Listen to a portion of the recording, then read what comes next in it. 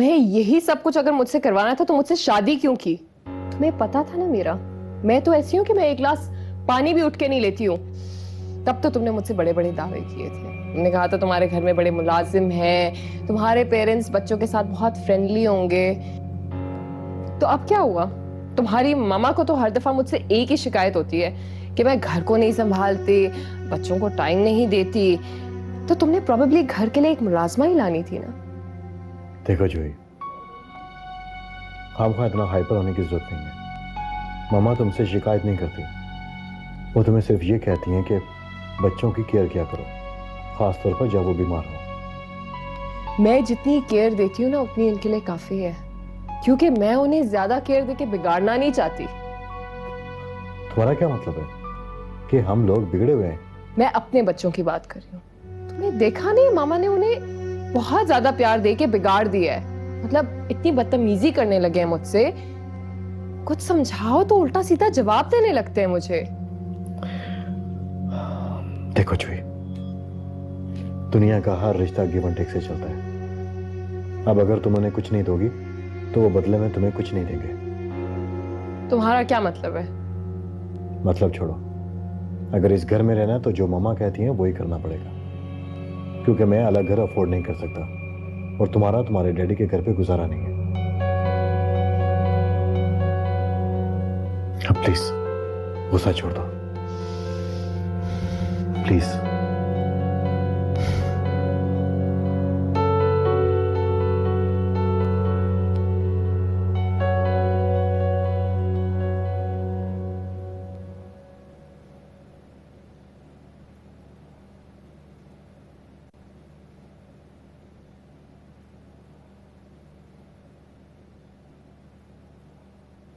अस्सलाम वालेकुम। वालेकुम सलाम। तो फिर क्या सोचा आपने? कल मुझे खालिद मिला था, वो हादी की बड़ी तारीफ कर रहा था और सुरैया आंटी की भी। हाँ, लोग तो अच्छे हैं। छोटी सी फैमिली है, पढ़ा लिखा लड़का है और सबसे बड़ी बात कि सुलझे हुए मिजाज का। सब सही है बेटा, लेकिन मैं कोई जल्दबाजी नहीं करना चाहती। काशिफ की फैमिली में भी तो यही खसूसियात थी, याद है ना? लेकिन फिर क्या हुआ?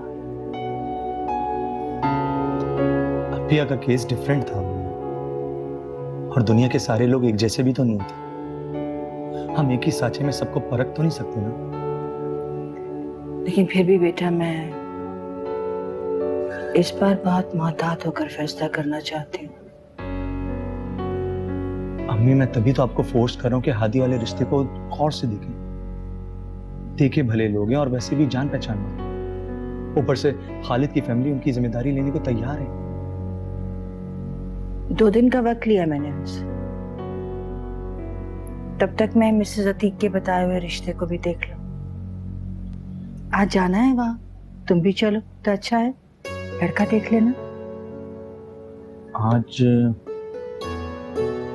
कितने बजे तक जाना है? 5 बजे तक। मैं कोशिश करूंगी मैं जल्दी आ जाऊं। मैं चेंज कर लेता हूं।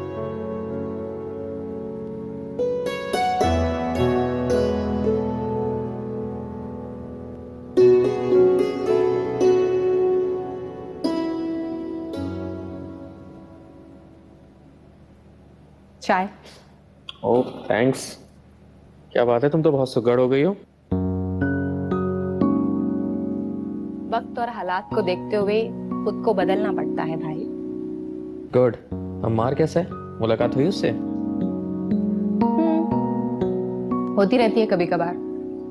आजकल काफी बिजी है, कोई नया प्रोजेक्ट शुरू किया उसने। अच्छी बात है। तो किसी वक्त बुलाओ ना उससे, डिनर पे मुलाकात करते हैं। गुड, ये आइडिया तो मुझे आया ही नहीं था। आज ही फोन करके बोलती हूँ। वैसे सबा मिली थी मुझे कुछ दिनों पहले। कहाँ पे? बस स्टॉप पे खड़ी थी, कोई खपती औरत रॉन्ग साइड आई थी और उसे टक्कर लगा कर चली गई। ज्यादा चोट तो नहीं आई उसे? नहीं नहीं, मामूली सी खराश थी, बड़ी मुश्किल से बनाकर उसे क्लिनिक लेके गया था, पट्टी वगैरह करवाई थी। लेकिन अम्मार ने तो मुझे नहीं बताया। हाँ लेकिन प्लीज तुम भी मत बताना उसे। क्या मतलब? एक्चुअली सबा ने मुझे सख्ती से मना किया था कि उसके घर में ये बात पता ना चले, क्योंकि उसकी अम्मी बहुत गुस्सा होंगी कि तुमने आशान से हेल्प क्यों ले ली।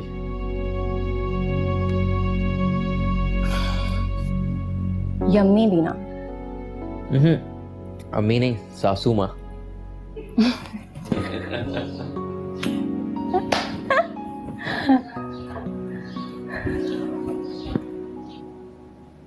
वालेकुम। क्या हुआ, कोई परेशानी? नहीं बेटा, कोई बात नहीं है। सना तो नहीं आई थी आप? क्यों बार बार यहां पे आ जाती है? उसकी खुशी पूरी तो कर दी मैंने।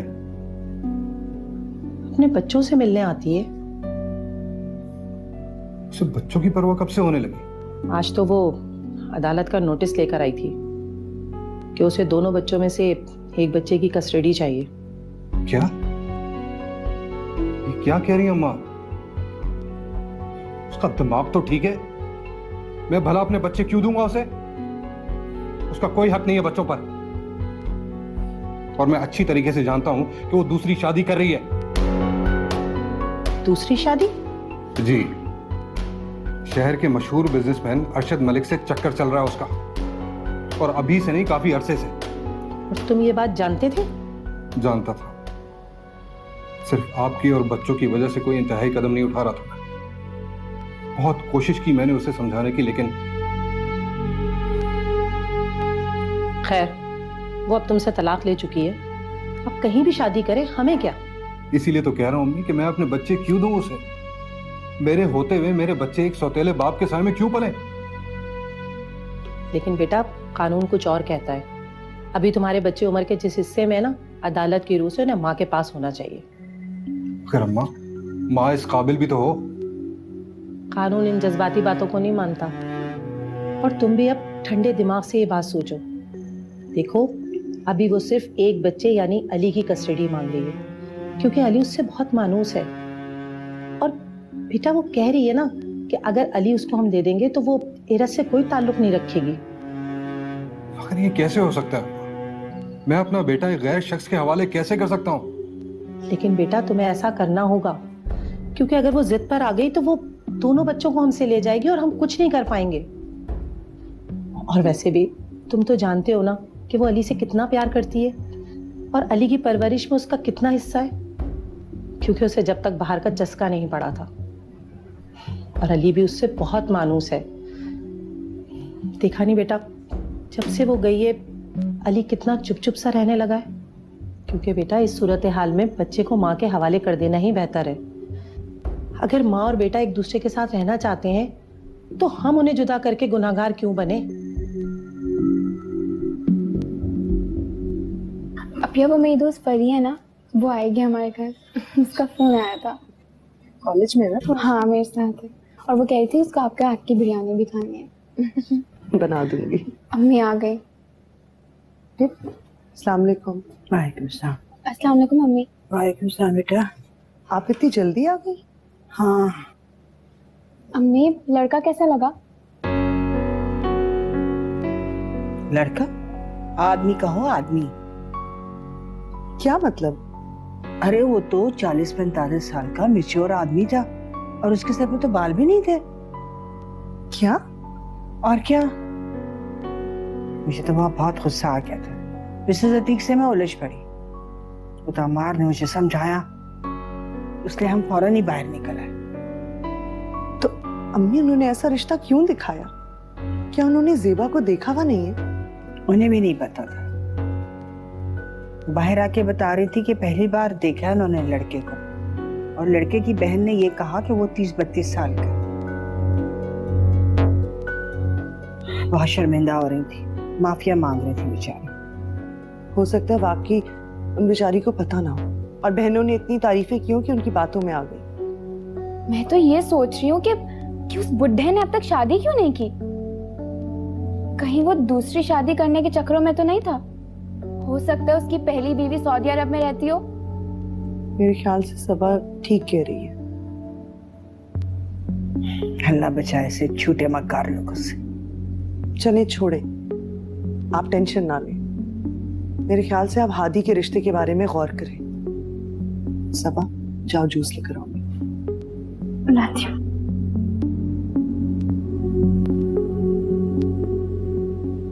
अब बदलते मौसम के साथ साथ बच्चों को कुछ ना कुछ तो होता रहता है। इसका ये मतलब थोड़ी है कि घर पे ही बैठ जाए इंसान। और इस बात पे पूरे घर को सर पे उठाया हुआ है लिटरली।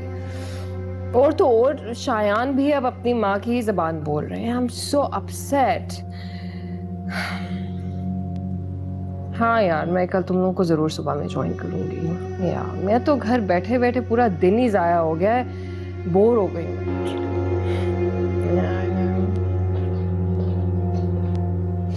एक दिन बच्चे की तबीयत की वजह से अगर तुम्हें घर बैठना पड़ गया तो तुम बोर हो गई। कैसी माँ हो जूही तुम। माओ के लिए तो बच्चों की कुर्बत से प्यारी कोई चीज ही नहीं होती। और तुम्हें अपनी दोस्तों में ज्यादा अच्छा लगता है। मम्मा प्लीज, मेरे सर में ऑलरेडी दर्द हो रहा है और आप हैं कि लेक्चर दिए जा रही हैं। जिसको तुम लेक्चर कह रही हो ना, ये आईना है। कभी फुर्सत मिले तो अपनी शक्ल देख लेना इसमें।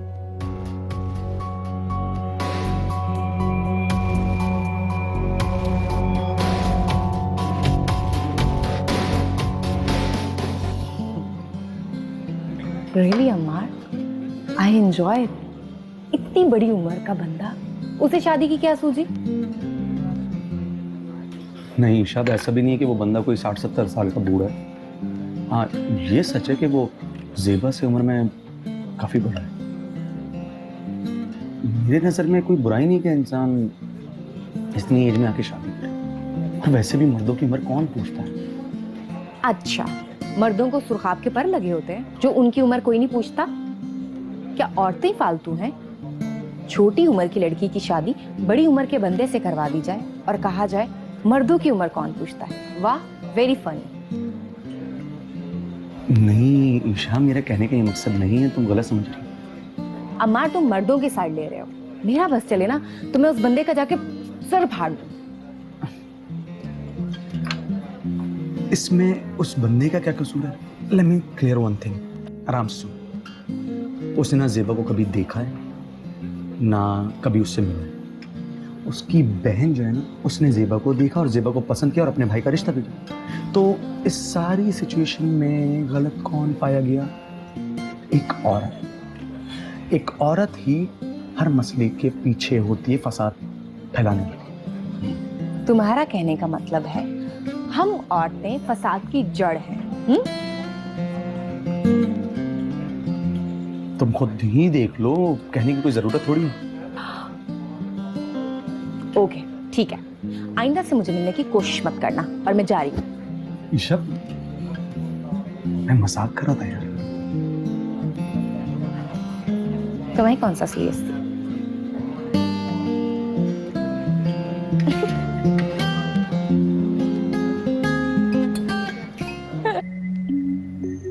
उन्होंने 2 दिन का टाइम लिया था, अब तो दूसरा दिन भी खत्म होने वाला है। क्या करूं, खुद ही फोन कर लेती हूँ। हाँ क्या हुआ, लड़के वाले तो 10 बार फोन करते हैं। मेरा ख्याल है सबिया बहन को मैं खुद ही फोन कर लेती हूँ।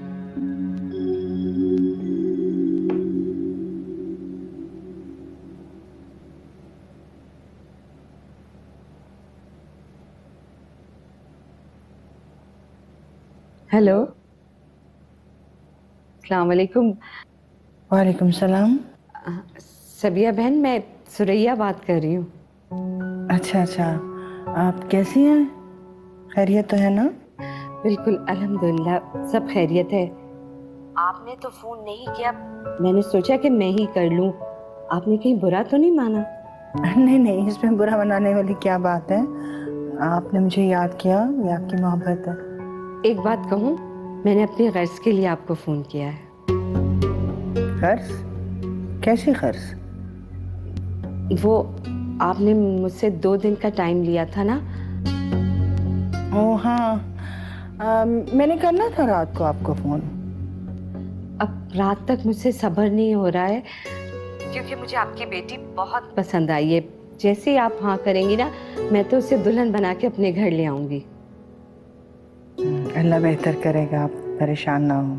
अब सफिया बहन, ऐसा करते हैं कि अपने हादी को भी मैं आपके यहाँ ले आती हूँ।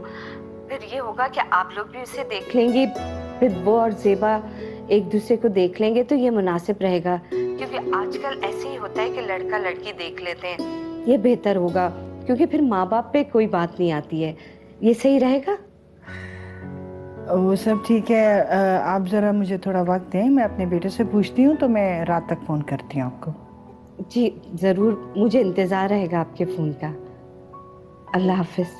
अल्लाह हाफिज।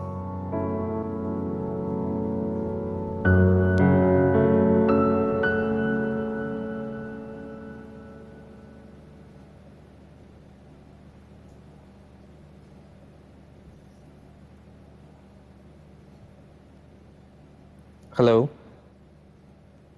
अस्सलाम वालेकुम। वालेकुम अस्सलाम। मैं जानता हूँ आप जाग रही होंगी, आई गेस आपके फाइनल सेमेस्टर्स हैं, लेकिन आई होप कि मैंने आपको डिस्टर्ब नहीं किया है। जी मुझे सिर्फ ये पूछना था कि आप खैरियत से हैं? आई मीन आपका जख्म कैसा है अब? देखिए, मुझ पे कोई पहाड़ नहीं गिर गया था, मामूली सा जख्म था, कब का सही हो गया है। पहाड़ की इतनी मजाल कि वो आप पे गिरे? मैं तो खुद डरते डरते आपको फोन कर रहा हूँ। क्यों, क्या मैं आपको ड्रैकुला लगती हूँ? नहीं, लेकिन गुस्सा तो कुछ आपका ऐसा ही है। क्या मतलब? मतलब ये कि खूबसूरत लोग जो है ना, वो इतना गुस्सा नहीं करते। इनफैक्ट फूलों की तरह खुशबू बिखेरते रहते हैं। प्लीज आप भी इस बात का ख्याल रखें। सबा, हेलो हेलो,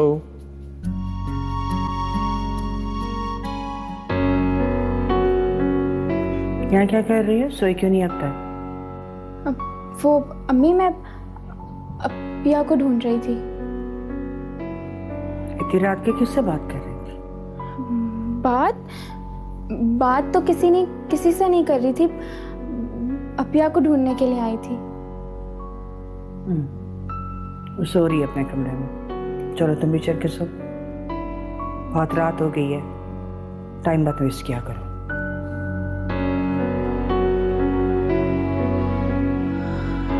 थैंक गॉड, आज तो मैं बाल बाल बच गई, कहीं दोबारा ही ना आ जाए।